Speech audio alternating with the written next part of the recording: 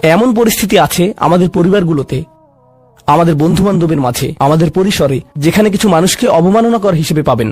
এমনটা ঘটে। আপনার পরিবারে এমন মানুষ রয়েছে, কখনো কখনো আপনার পিতামাতাও এরকম হতে পারেন। এটা খুবই কষ্টদায়ক বিষয়, এটা খুবই অন্যায্য বিষয়, আর আপনাকে এগুলো সব সময় শুনতে হয়, বারবার শুনতে হয়। শ্রোতাদের ভিতরে এমন নারী রয়েছেন যাদেরকে আমি দেখতে পাচ্ছি না, তারা পর্দার আড়ালে রয়েছেন, কিন্তু তারা যে অবস্থাতেই থাকেন, হয়তো শ্বশুরবাড়ির আত্মীয় অথবা ভাই বোন বা অন্য কারো কাছ থেকে তাদের কথা শুনতে হয়, আর তাদের এটা সব সময় শুনতে হয়, আর এগুলো শুনে তাদের রক্ত গরম হয়ে যায়। তখন কি করবেন? আপনাকে তখনও বিনয় ধরে রেখে যা করা শিখতে হবে তা হলো, প্রথমত সেরকম পরিস্থিতি থেকে দূরে থাকবেন। যদি জানেন যে মেজাজের ভারসাম্য হারিয়ে ফেলবেন, তখন সেখান থেকে বেরিয়ে যান। এই মুহূর্তে আমি এই আলোচনায় অংশ নিতে পারবো না, দুঃখিত, আমি একটু হাঁটতে যাব। রাগে বিস্ফোরিত হয়ে যাওয়ার আগে এটা থেকে বেরিয়ে যান। এটাই প্রথমত এবং প্রধানত ইয়ামশুনা আলাল আরদি হাওনা।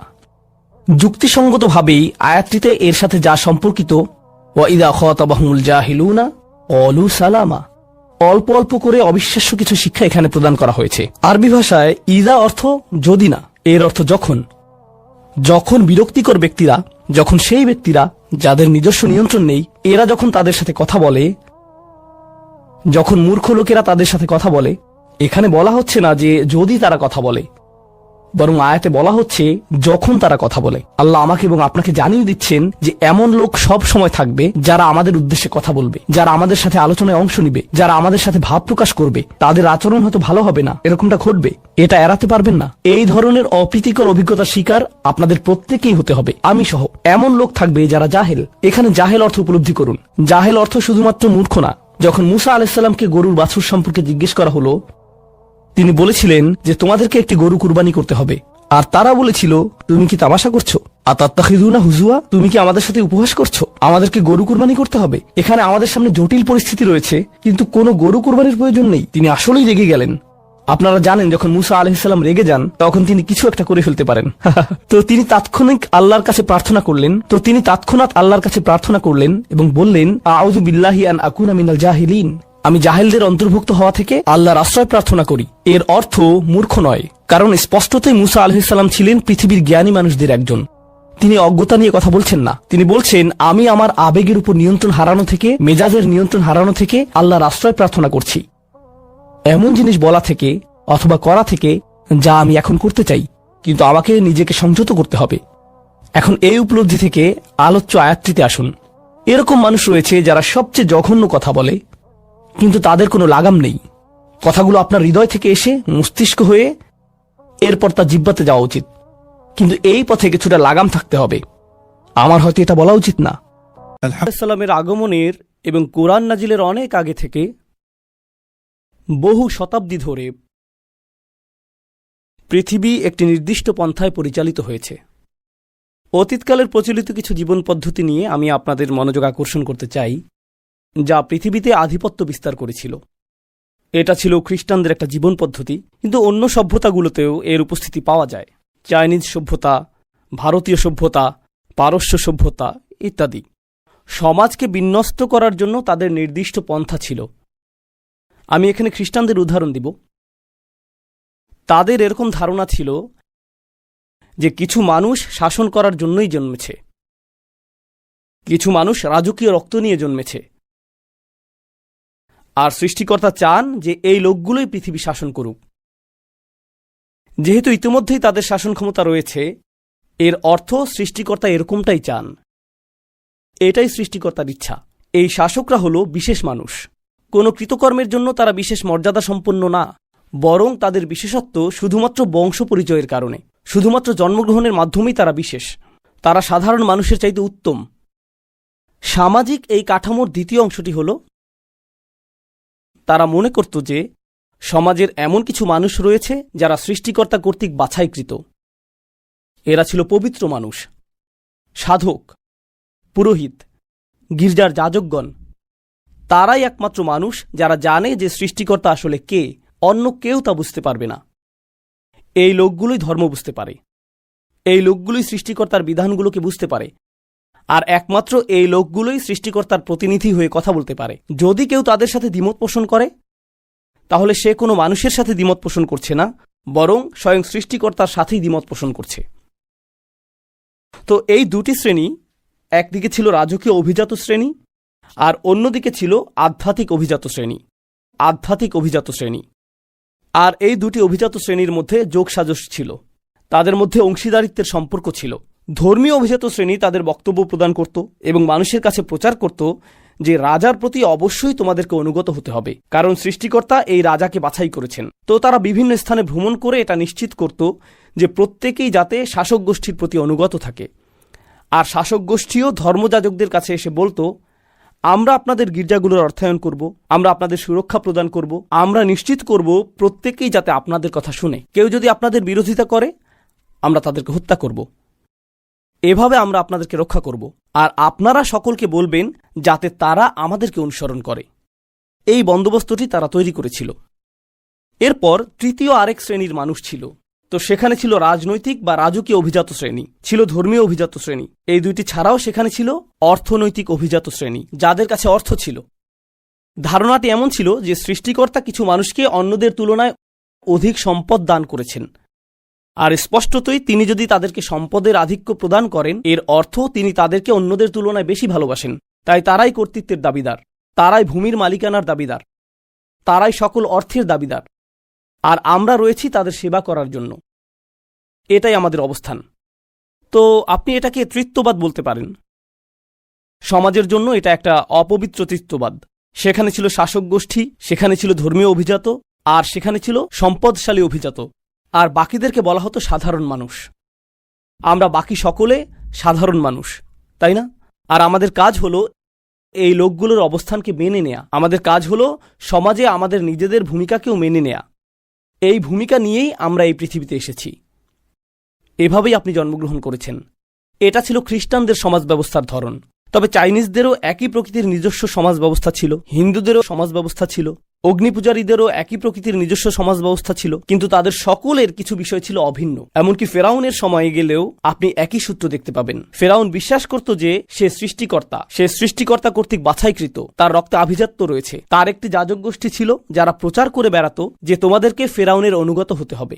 আর তার ছিল ব্যবসায়ী শ্রেণী, যারা সকল শ্রমজীবীদের সেবা গ্রহণ করত। এটাই সমাজের বিন্যাস। এই তিনটি শ্রেণী একে অপরের সহায়ক ছিল, আর এই শ্রেণীগুলোর জন্য আইন সমানভাবে প্রযোজ্য ছিল না। সাধারণ কোনো মানুষ যদি অপরাধ করত তাকে শাস্তি পেতে হতো, কিন্তু এই তিন শ্রেণীর কেউ যদি অপরাধ করত তখন তারা একে অপরকে রক্ষা করত। তারা এই তিন শ্রেণীর মানুষদের জন্য শাস্তি থেকে বাঁচার উপায় বের করত, যেখানে অন্যরা ঠিকই শাস্তি পেত। এটা ছিল তাদের সমাজ ব্যবস্থার অংশ। তারা মানুষের কাছে প্রচার করত যে আইন সবার জন্য সমান, কিন্তু তা অবশ্যই তাদের জন্য প্রযোজ্য না যারা আইনের ঊর্ধ্বে। আর এই তিনটি শ্রেণী আইনের ঊর্ধ্বে। এই বিন্যাসটি এমনকি মক্কাতেও তার নিজস্ব ভঙ্গিতে রাসূল সাল্লাল্লাহু আলাইহি সাল্লামের সময়ে বিদ্যমান ছিল। কুরাইশরা মনে করত যে কাবার তত্ত্বাবধানের জন্য তারা বাছাইকৃত। তারা মক্কার রাজকীয় অভিজাত শ্রেণী। আরবে বিভিন্ন ধর্মীয় শ্রেণীর মানুষ ছিল, ছিল বিভিন্ন প্রতিমা, বিভিন্ন বিশ্বাস, আর সকলেই কুরাইশদেরকে সমীহ করে চলত। সকলেই। কুরাইশদের সাথে ঝামেলা করা যাবে না, তারা সুরক্ষিত সম্প্রদায়। সেজন্যই কুরাইশরা যখন ব্যবসার উদ্দেশ্যে ভ্রমণ করত কেউই তাদেরকে আক্রমণ করত না, কারণ তারা সুরক্ষিত ছিল ধর্মীয় শ্রেণী দ্বারা। আর এমন লোকও ছিল যারা প্রচুর সম্পদের অধিকারী। যখন কোরআন নাজিল হল, যখন আল্লাহ রাসূল সাল্লাল্লাহু আলাইহি সাল্লামের কাছে তার চূড়ান্ত ওহী প্রদান করলেন, এটা একেবারে শুরু থেকেই ছিল একটা বিপ্লব। আল্লাহ আমাদেরকে শিক্ষা দিচ্ছেন যে তিনি ছাড়া আর কারো উপাসনা করা যাবে না। আর তিনি সকল মানুষকে সৃষ্টি করেছেন একজন মাত্র মানব থেকে, আদম আলাইহিস সালাম থেকে, যার অর্থ অভিজাত রক্ত এবং কৃষকের রক্ত, দাসের রক্ত এবং দাসের মালিকের রক্ত, ধনীর রক্ত এবং দরিদ্রের রক্ত, সবগুলোই একমাত্র আদম আলাইহিস সালামের রক্ত। এতে কোনো পার্থক্য নেই। আর যখন তারা আল্লাহর উদ্দেশ্যে নামাজ পড়বে, সেখানে অভিজাতদের জন্য আলাদা কাতার থাকবে না। দ্বিতীয় কাতার ধর্মীয় অভিজাতদের জন্য, তারপর তৃতীয় কাতার অর্থশালী অভিজাতদের জন্য, আর তারপর দরিদ্র মানুষ পেছনের কাতারে থাকবে। এরকমটা হবে না। যখন মুসলিমরা নামাজের জন্য দাঁড়ায়, হামজা রাদিয়াল্লাহু তাআলা আনহুর মতো উচ্চ মর্যাদা সম্পন্ন ব্যক্তিরা যেই কাতারে দাঁড়াবে, সেখানে বিলাল রাদিয়াল্লাহু তাআলা আনহুর মতো দাসেরাও থাকবে। তারা সকলে একই কাতারে দাঁড়াবে। এটা শুধুমাত্র তাত্ত্বিকভাবেই সমতার কথা বলে না, বরং এটা বাস্তবেই প্রতীয়মান। প্রতিটি নামাজে যখন মুসলিমরা একসাথে দাঁড়ায়, এতে প্রদর্শিত হয় যে সকল মানুষ সমান। আপনি সকল ধরনের উপাধি ত্যাগ করেন। যদি কেউ অভিজাত হয়, যদি কেউ গবেষক হয়, যদি কেউ ব্যবসায়ী হয়, যদি কেউ মন্ত্রী হয়, সে যাই হোক, বাইরে সেই আভিজাত্যের জুতাগুলো তাকে খুলে ফেলতে হয়।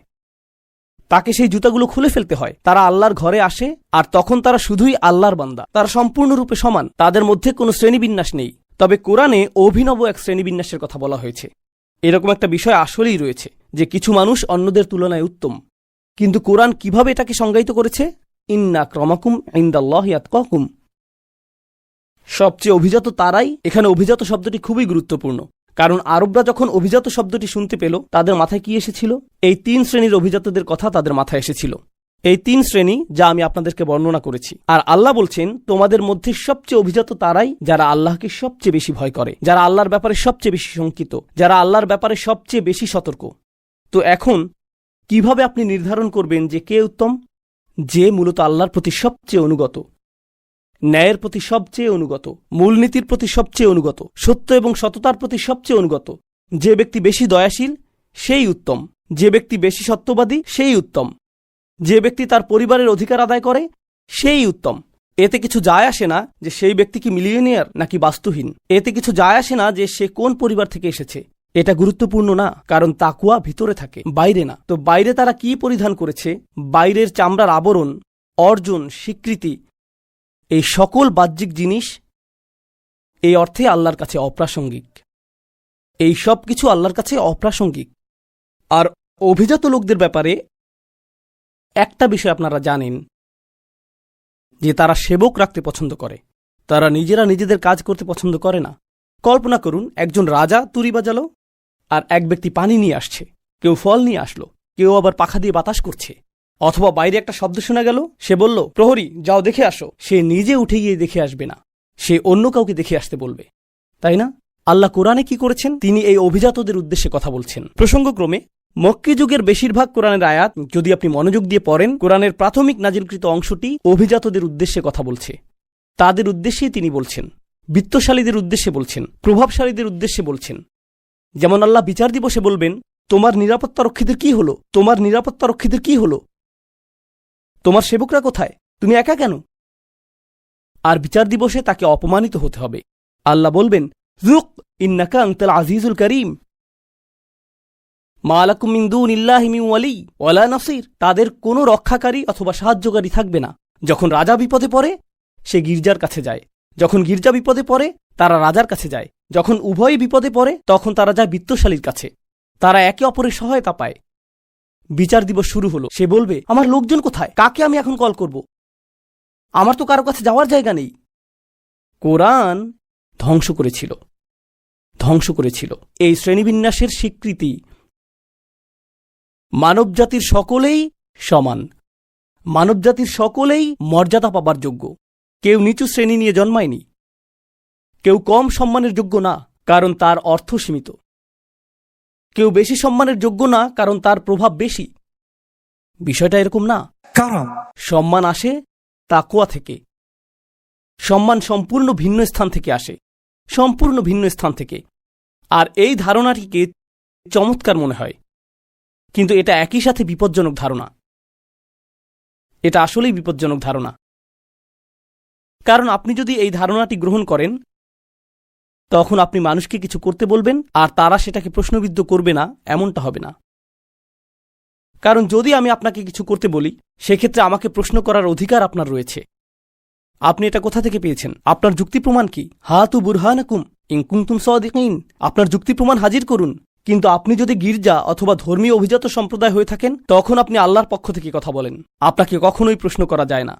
কেউ আপনাকে প্রশ্ন করতে পারে না, কারণ আপনাকে প্রশ্ন করা স্বয়ং সৃষ্টিকর্তাকে প্রশ্ন করারই শামিল। প্রশ্ন করলে তো ভাবমূর্তি ধ্বংস হয়ে যাবে।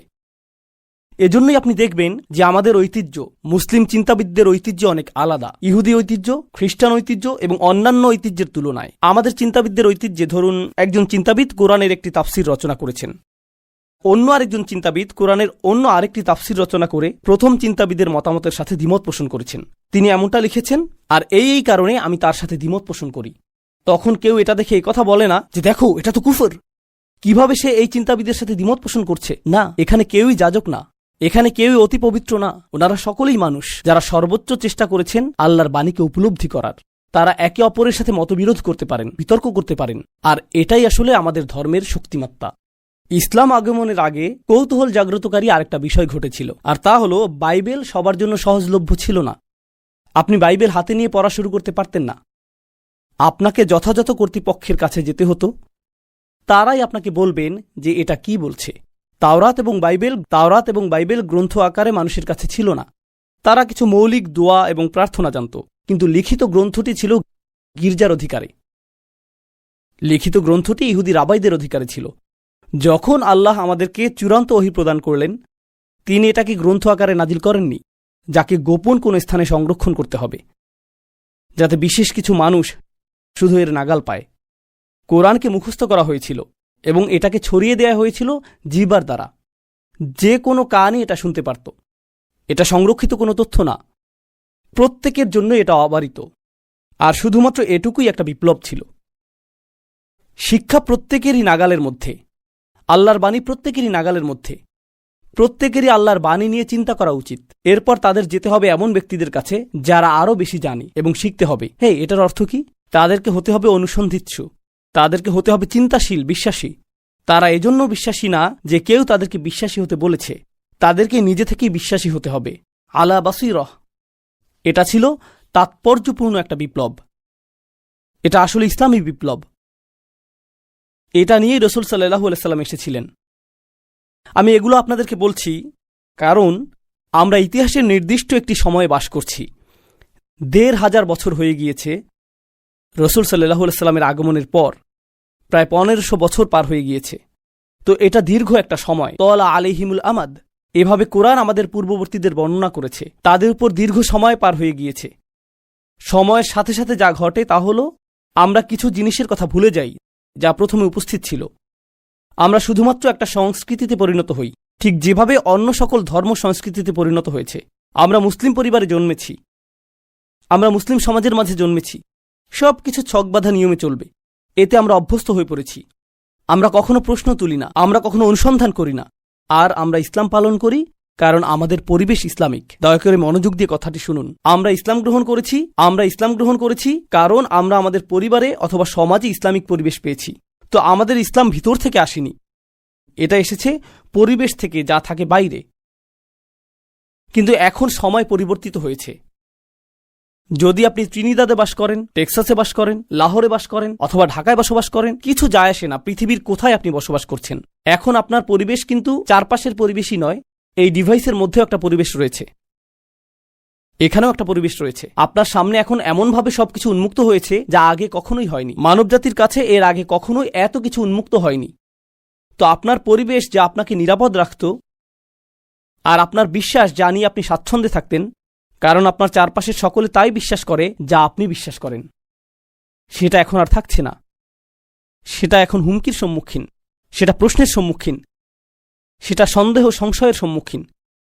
এখন আপনার সামনে দুটি রাস্তা খোলা রয়েছে। যদি আপনি ঈমান রক্ষা করতে চান, আপনার ঈমান রক্ষা করার জন্য দুটি রাস্তা খোলা রয়েছে। আমি ইন্টারনেট বন্ধ করে দিব, আমি পৃথিবীর সাথে যোগাযোগ বন্ধ করে দিব, আমি কারোর সাথে কথা বলবো না।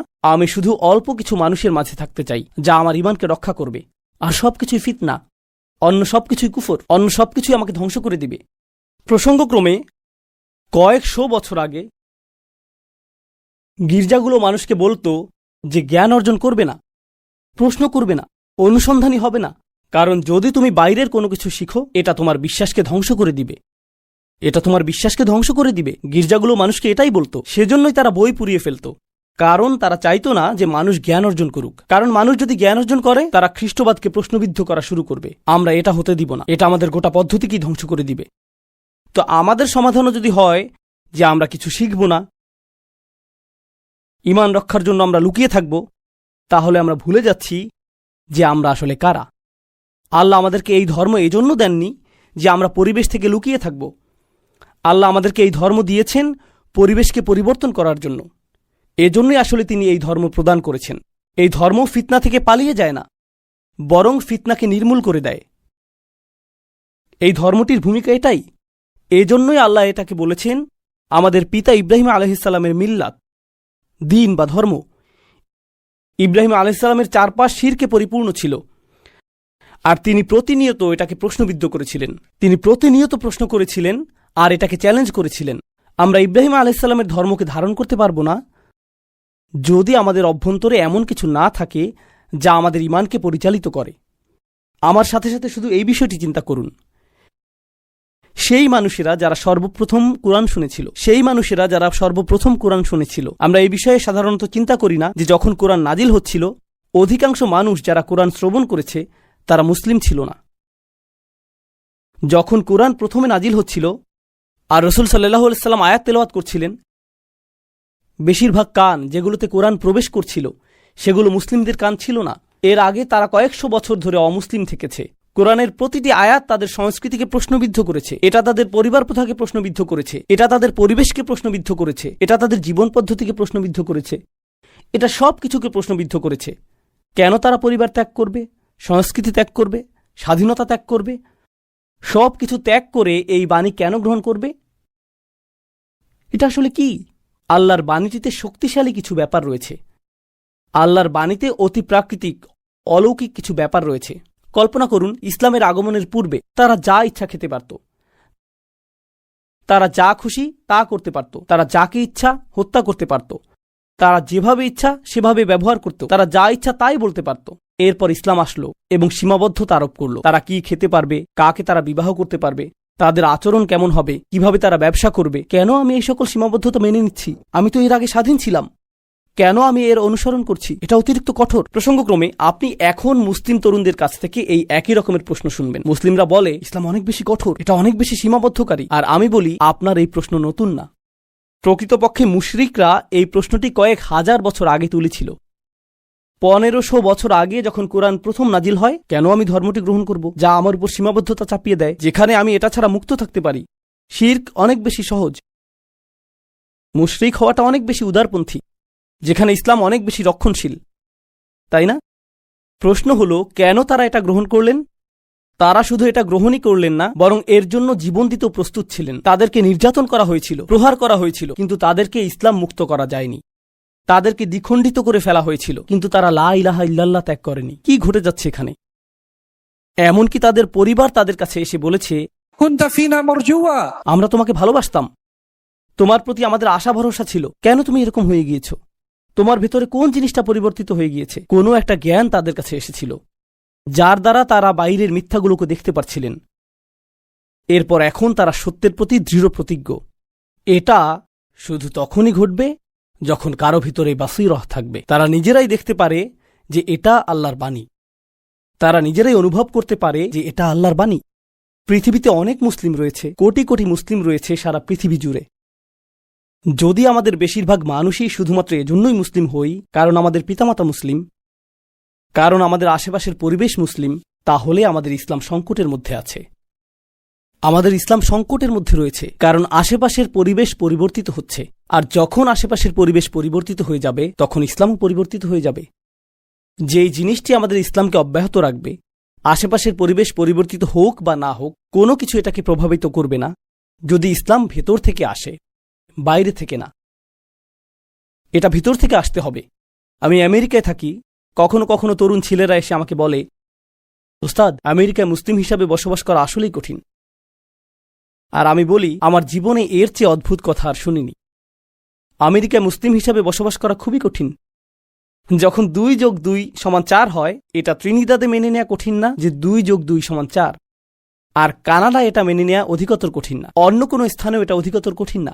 আগুন উত্তপ্ত, আমেরিকাতে আগুনে হাত দেওয়া আসলেই অনেক কঠিন। না না না, আগুন উত্তপ্ত, তা যেখানেই থাকুক না কেন। সত্য তো সত্যই। আশেপাশের পরিবেশ আমার ঈমানকে দুর্বল করে দিবে। জানেন এই ধারণাটির মানে কি? আপনার ঈমান শুধুই আশেপাশের পরিবেশ থেকে এসেছে, সেজন্যই এটা দুর্বল। আপনার ঈমান ভেতর থেকে আসেনি। ঈমানকে আমাদের ভেতরে লালন করতে হবে, আমাদের ভিতরে তৈরি করতে হবে।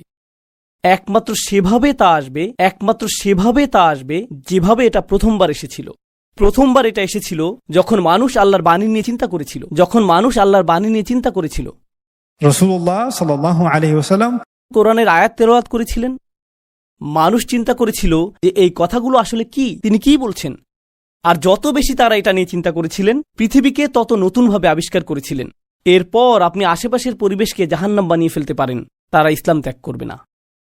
আপনি পরিবেশকে নির্যাতনময় করে তুলতে পারেন, তারা ইসলাম ত্যাগ করবেন না। আপনি তাদেরকে গৃহহীন করে দিতে পারেন, তারা ইসলাম ত্যাগ করবেন না। আপনি তাদের প্রিয়জনকে ঘৃণিত জনে পরিণত করে দিতে পারেন, তারা ইসলাম ত্যাগ করবেন না। কোনো কিছুই তাদেরকে ইসলাম ত্যাগ করাতে পারবে না। অনেক জায়গায় আপনি দেখবেন যে মুসলিমদের জন্য জীবন সহজতর। আর প্রসঙ্গক্রমে আমি পৃথিবীর অনেক স্থানে গিয়েছি। যখন আমি মুসলিম সম্প্রদায় দেখি, একটা জিনিস আমি লক্ষ্য করেছি যে যেখানে অধিক বিত্তশালী মুসলিম দেখা যায়, সাধারণত তাদের সন্তানেরা ইসলাম থেকে বেশি দূরে। এটা কি বিপরীতধর্মী না? একদিকে আপনি দেখবেন যে মানুষকে নির্যাতন করা হচ্ছে আর তারা ইসলাম ত্যাগ করছে না। অন্যদিকে এমন মানুষ রয়েছে যাদের জীবন আরামদায়ক, তাদের আছে প্লেস্টেশন 5 বা তার চেয়েও আপগ্রেড। জীবন আরামদায়ক, তাদের কাছে আছে লেটেস্ট আইফোন, তাদের আছে latest iPhone, high speed internet, গ্যারেজে কয়েকটা গাড়ি। জীবন আরামদায়ক, আর হঠাৎ করে ইসলামের ব্যাপারে আমার সন্দেহ তৈরি হয়েছে। কি ঘটে গেল? জানেন কি ঘটেছে? মানসিকতাটা হলো প্রয়োজনীয় সবকিছুই আমার রয়েছে। আমার টাকা আছে, আমার বিনোদন আছে, আমার স্বাস্থ্য আছে, আমার নিরাপত্তা আছে। তাহলে সৃষ্টিকর্তার দরকার কি? ধর্মের কি দরকার? ইতিমধ্যেই আমার সবকিছু রয়েছে, আমার এগুলো দরকার নেই। জানেন নিরাপত্তার এই অনুভূতি কোথা থেকে আসে? এটা আসে আশেপাশের পরিবেশ থেকে। এটা পরিবেশ থেকে আসে। তো এই অবস্থায় মানুষ ঈমান হারাচ্ছে পরিবেশের কারণে। অথবা মানুষ ভাবছে একমাত্র যে উপায়ে তাদের ঈমান রক্ষা পাবে তা হলো অনুকূল পরিবেশ পেলে। চলো এই নষ্ট আমেরিকা থেকে দূরে চলে যাই, আসো কোনো একটা মুসলিম দেশে চলে যাই, যাতে আমরা নিরাপদ পরিবেশে থাকতে পারি। এই চিন্তা পদ্ধতিটা কোরআনের মূলনীতির বিপরীতে চলে যায়। আমাদের ধর্ম মানুষকে নিরাপদ পরিবেশে যেতে উৎসাহিত করে না। আমাদের ধর্ম মানুষকে নতুন পরিবেশ তৈরি করতে উৎসাহিত করে। নতুন পরিবেশ তৈরি করা। সাহাবাগণ তাদের জন্মভূমি ত্যাগ করেছিলেন, তারা মক্কা এবং মদিনার পুণ্যভূমি ত্যাগ করেছিলেন, তারা সেই পুণ্যভূমি ত্যাগ করেছিলেন। এরপর কেউ চলে গেলেন ভারতে, কেউ চলে গেলেন চীনে। কেন? তাদের তো নিরাপদ পরিবেশে থাকা উচিত ছিল। কেন তারা এত দূরে চলে গেলেন? কোন কারণে? এটাই আমাদের ধর্মের মূল নির্যাস। যখন আমরা সেই নির্যাসের কথা ভুলে যাই, তখন কোনো সন্দেহ নেই আমার মনে, আল্লাহ তাআলা ভালো জানেন, আমার মনে এই বিষয়ে কোনো সন্দেহ নেই যে আমরা যদি এই ধর্মকে না ধরে থাকি অন্তর্নিহিত কারণে, গভীর আভ্যন্তরীণ কারণে, তাহলে আল্লাহ এই উম্মাহকে অন্য কারো দ্বারা প্রতিস্থাপিত করে দিবেন, যারা হবে আমাদের চেয়ে উত্তম। إن تتولوا يستبدل قوما غيركم ثم لا يكونوا أمثالكم। তোমরা যদি মুখ ফিরিয়ে নাও, তিনি তোমাদের স্থলে অন্যদেরকে প্রতিস্থাপিত করে দিবেন, আর তারা তোমাদের মতো হবে না। আল্লাহ আমাদের প্রতিস্থাপিত হওয়া থেকে রক্ষা করুন। তিনি আমাদেরকে তেমন মানুষে পরিণত করুন যারা আন্তরিকভাবেই আল্লাহর বাণীকে গভীরভাবে আত্মস্থ করে। আমরা যেন পাই আমাদের ঈমান, এই ধর্মের প্রতি আমাদের প্রত্যয় বাইরের পরিবেশ দ্বারা প্রভাবিত হয় না, বরং এটা ভেতর থেকে প্রজ্বলিত হয় এবং এটা ভেতর থেকে দ্যুতি ছড়ায়। আর বস্তুত আশেপাশের পরিবেশ আমাদের পরিবর্তন করার বদলে আমরাই যেন শেষমেশ পরিবেশকে পরিবর্তন করি। বারাকাল্লাহু লি ওয়া লাকুম ফিল কুরআনিল হাকিম ওয়া নাফা'নি ওয়া ইয়্যাকুম বিল আয়াতি ওয়াজ যিকরিল হাকিম। আশহাদু আল্লা ইলাহা ইল্লাল্লাহ